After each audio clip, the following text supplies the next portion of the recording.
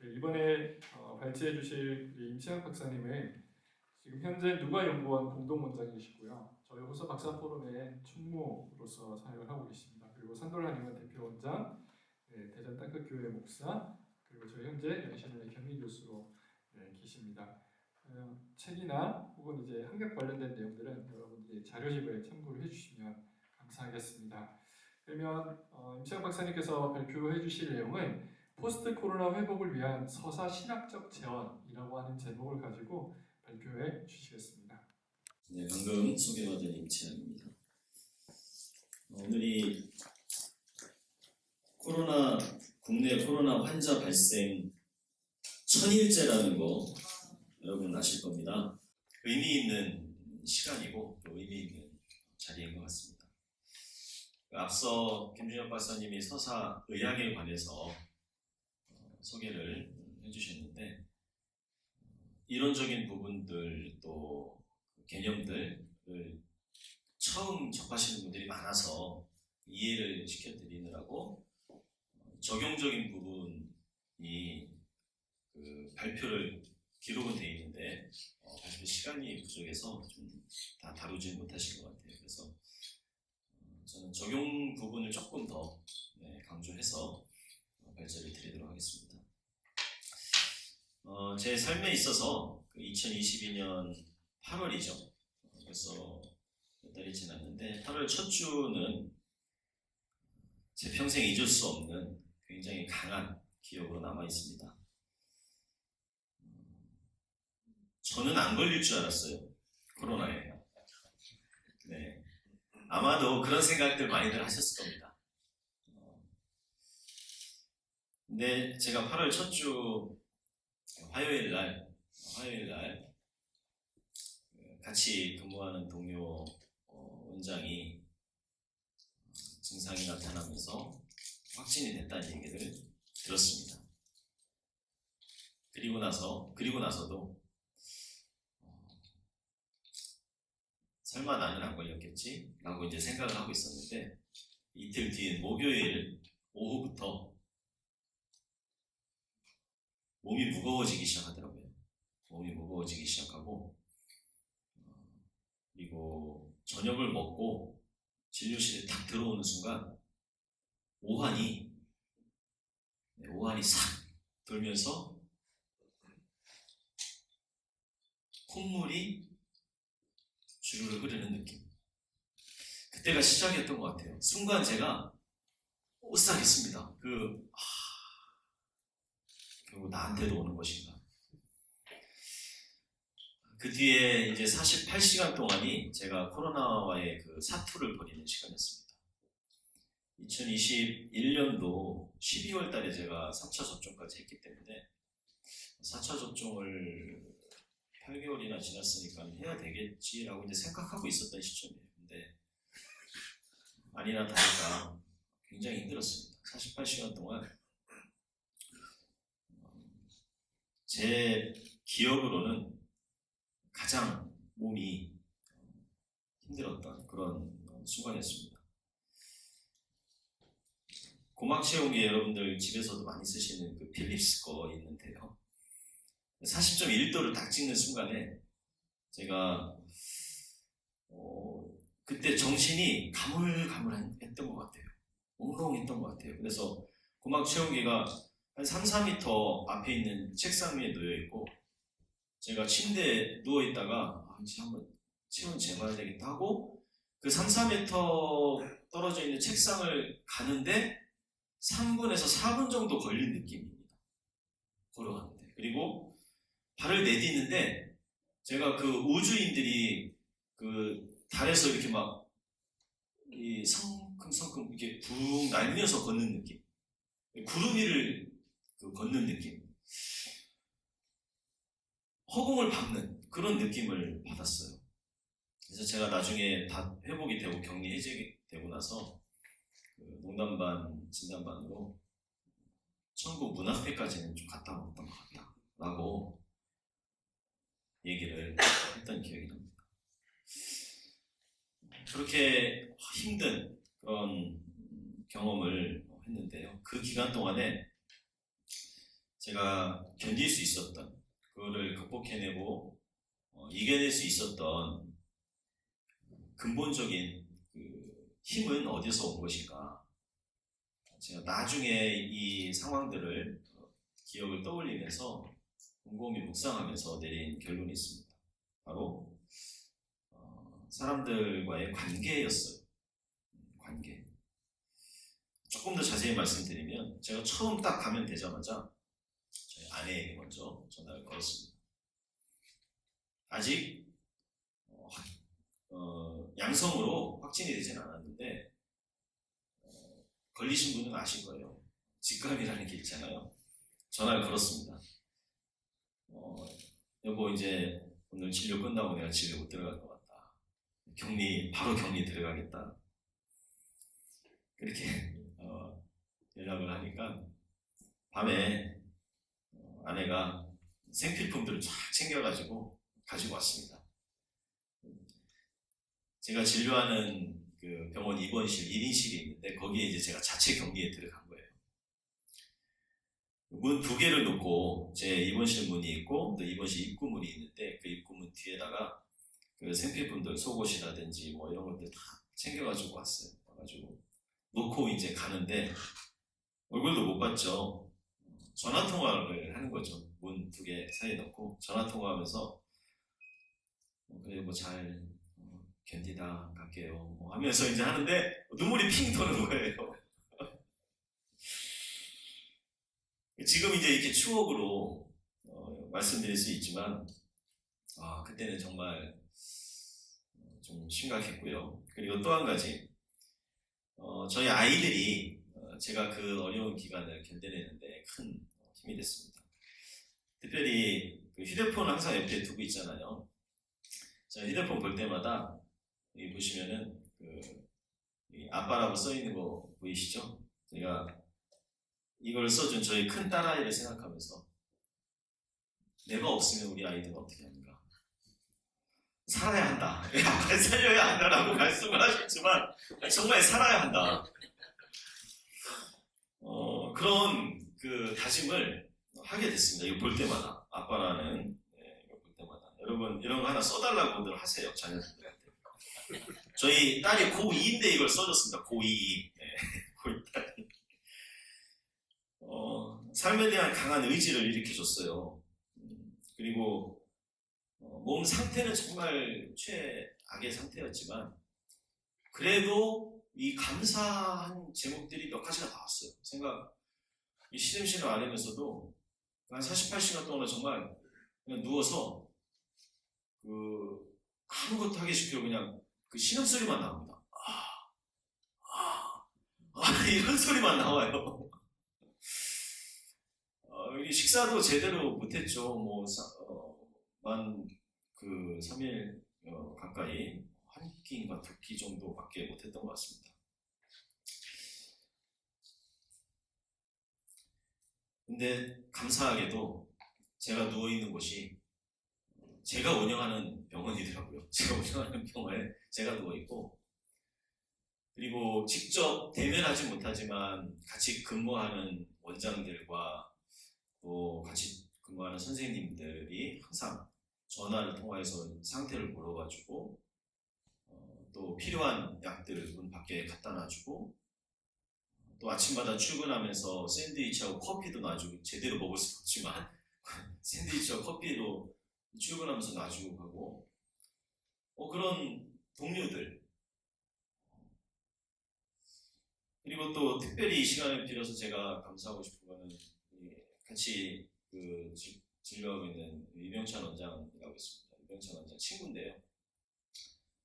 이 친구가 갑자기 문이 띠디딕 번호 기계 장비니 번호를 알잖아요. 번호 띠디딕 열면서 문을 확 열면서 들어와요.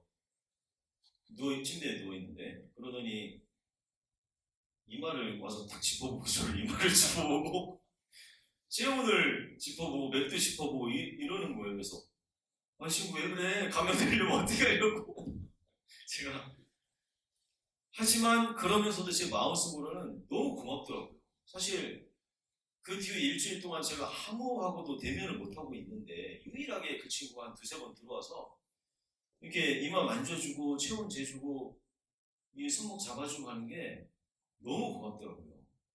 다행히 그 친구 걸리진 않았습니다. 그건 되진 않았는데. 그리고 또 이제 힘내라고 문자도 막 보내주세요.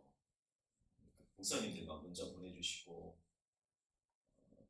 또 동료 원장들도 문자 막 보내주고 그런 것들이 아 내가 허투루 살진 않았구나 그동안에 라고 하는 그런 뿌듯함 뭐 이런 것도 들었고요. 그리고 이런 분들을 하나님 안에서 만날 수 있었던 게 얼마나 큰 복인가 라고 하는 그런 감사한 마음이 들었습니다. 여러분 제가 왜 이렇게 저의 이 코로나 극복에 대해서 시간도 짧은데 앞에 서두를 많이 얘기하고 있냐면 아까 서사의학에서 들으셨지만 이게 서사의학 그리고 서사신학의 치료의 구체적인 적용 방법입니다.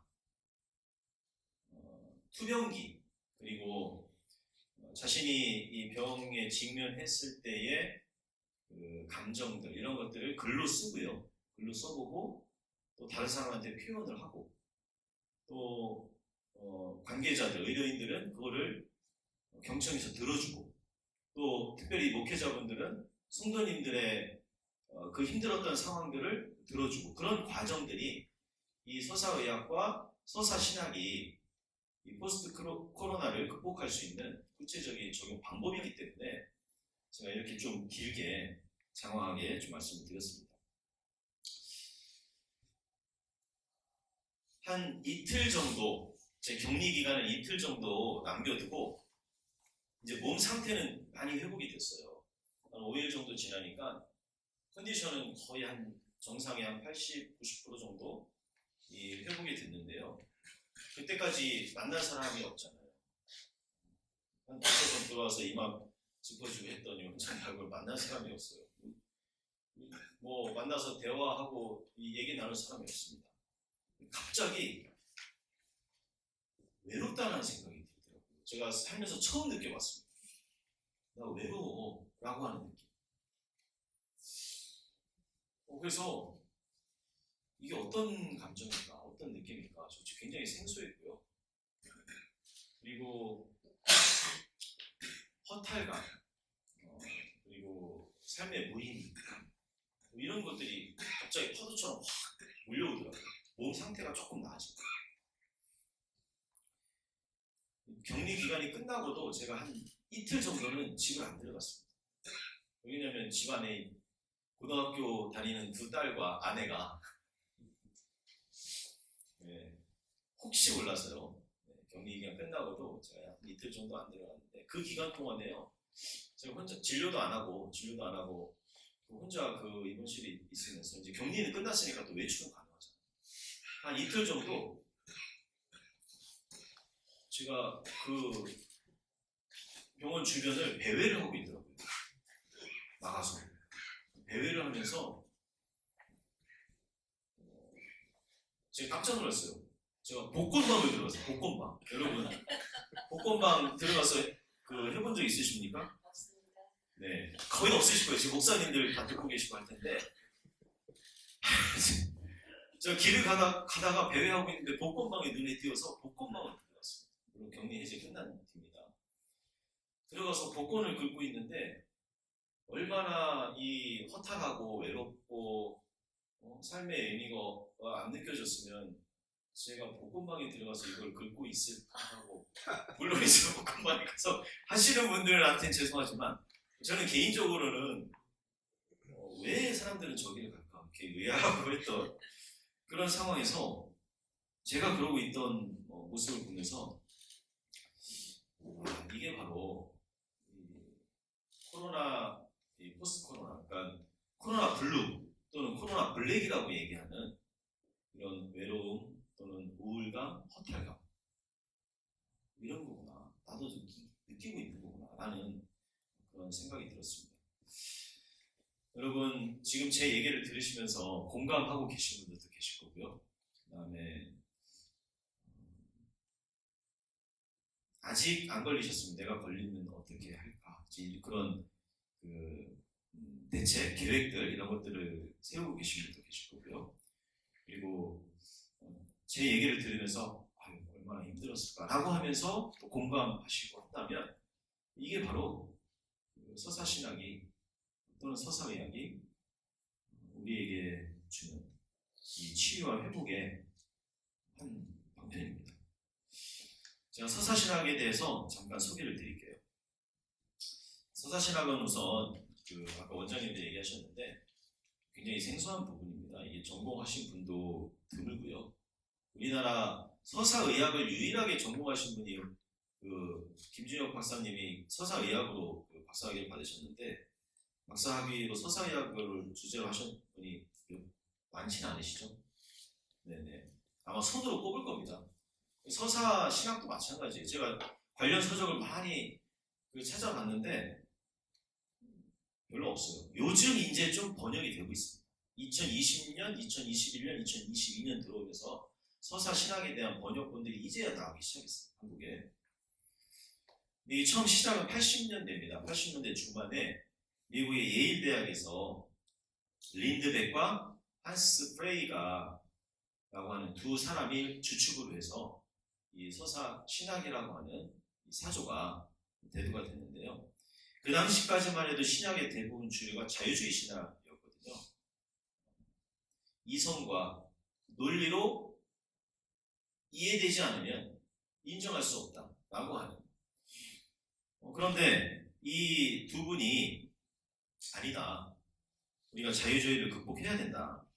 그래서 본인들은 공식적인 명칭을 쓰지는 않았지만 후기 자유주의 이후에 이제 그 사조를 이름 붙이기 또는 탈자유주의 신학의 사조다라고 분류가 되고 있는 것이 내러티브 페알러지 서사신학이라고 하는 사조입니다. 가장 대표적인 책이 1984년도에 번역이 되어 있습니다. 2021년도에 번역이 됐어요. 서사신학이 가장 대표적인 책인데 가장 먼저 나온 책인데 작년에서야 이제 번역이 됐거든요. 초판본이 교리의 본성이라는 제목입니다. 제목은 너무 재미없어요. 재미없고 어려워요. 사실 내용 자체가. 그러나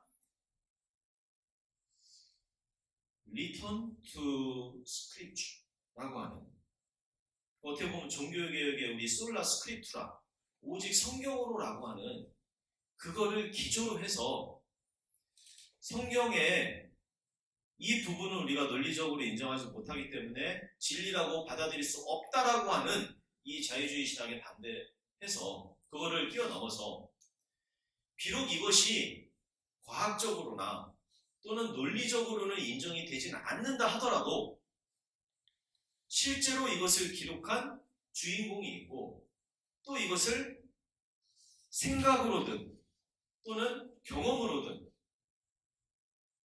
실제적인 언어로 표현이 된 그런 문학 작품이기 때문에 이 글 안에는 고유의 진실성이 담겨 있다라고 하는 것을 인정해야 된다라고 하는 것이 이 서사신학의 가장 기본적인 틀입니다. 기본적인 바탕의 생각입니다. 그래서 북미의 그 실용주의 신학이라고 볼 수가 있고요. 큰 사조로 보면 그리고 분류로 보면 해석학적 분류로 보면 문화 언어주의 해석이다. 문화 언어주의 해석이다 라고 해석을 분류를 할 수가 있습니다. 특징이 몇 가지가 있어요. 특징은 뭐냐면 이 서사신학 첫 번째 특징은 그 성경 본문 안에 그 자체적으로 실제성과 고유의 의미, 진실성을 담고 있다. 그 성경 자체적으로 그 진실성을 담고 있다. 굳이 다른 어떤 해석적인 방법을 써서 그거를 굳이 해석하지 않더라도 저자와 또 표현되어 있는 글 자체의 진실성이 담겨 있다라고 하는.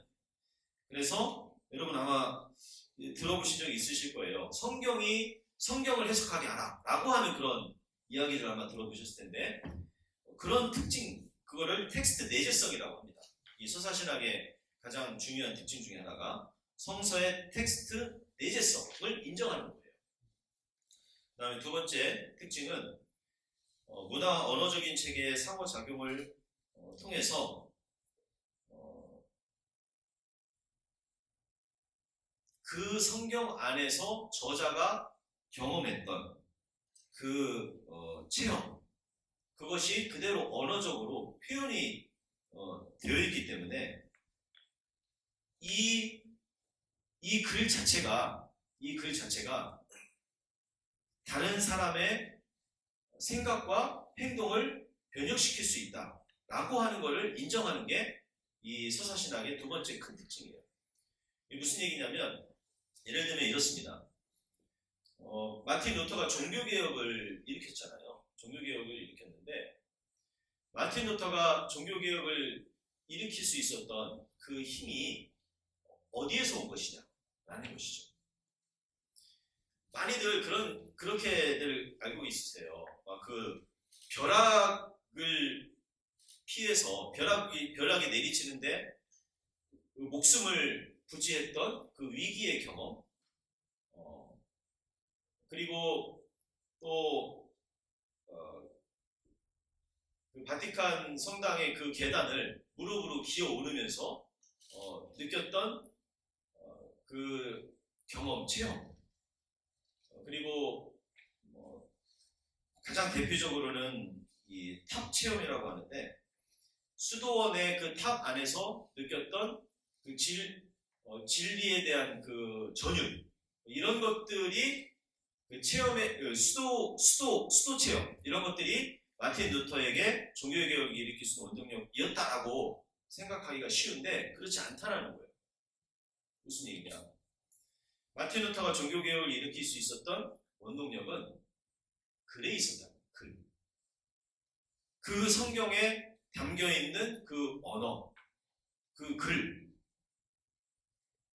그 글에 담겨있는 진리성, 실제성, 그것이 마틴 루터가 갈라디아서를 연구하고 로마서를 연구하고 학교에서 가르치려고 하다 보니까요, 그거를 연구하면서 본인이 그 글을 통해서 깨달은 그 진리가 자신의 삶과 행동과 또 말을 변형시키는 원동력이 됐다는 거예요. 이게 서사 신학에서 강조하고 있는 부분입니다. 어떤 그 외부의 자극 또는 외부의 어떤 그 체험 이런 것보다는 글을 통해서 경험하는 내부적인 변화, 그 자신의 마음속에서 일어나는 개혁, 이런 것들이 그 사람을 바꾸고 문화를 바꿀 수 있다는 것이 이 서사신학의 두 번째 특징이고요. 마지막 특징은, 서사신학은 모형론적인 성서 해석을 강조한다. 그래서 성서에 등장하는 인물들, 내용들이 어떤 대표적인 모형을 제시하고 있다는 것을 인정한다는 거예요. 그럼 이걸 어떻게 적용할 것이냐? 앞서 여러분들이 제 투병기를 잘 귀 기울여서 들어주셨잖아요. 잘 들어주셔야 돼요.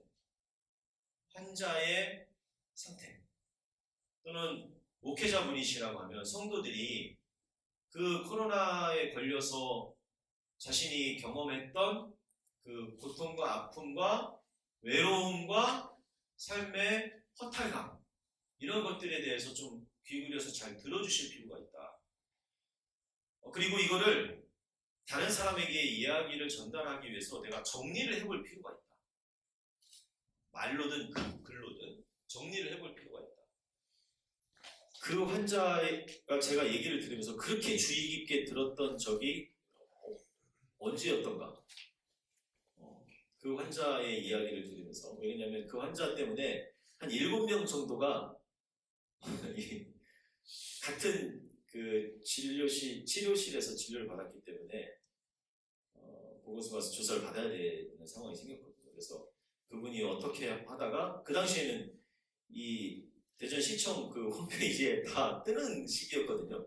한여 이름이 막 올라왔어요. 올라와가지고 하루 동안 진료를 못하면서 막 그 역학조사 받고 하던 시기이기 때문에 그분의 이야기를 제가 꼼꼼히 전화기를 통해서 들으면서 이분이 어떤 삶을 살았는지, 그리고 어떻게 하다가 코로나가 걸렸는지, 이런 얘기들을 자세하게 듣다 보니까요, 내가 진료하면서 이렇게까지 자세히 환자들의 이야기를 들은 적이 있었던가 라고는 생각이 드는 거예요.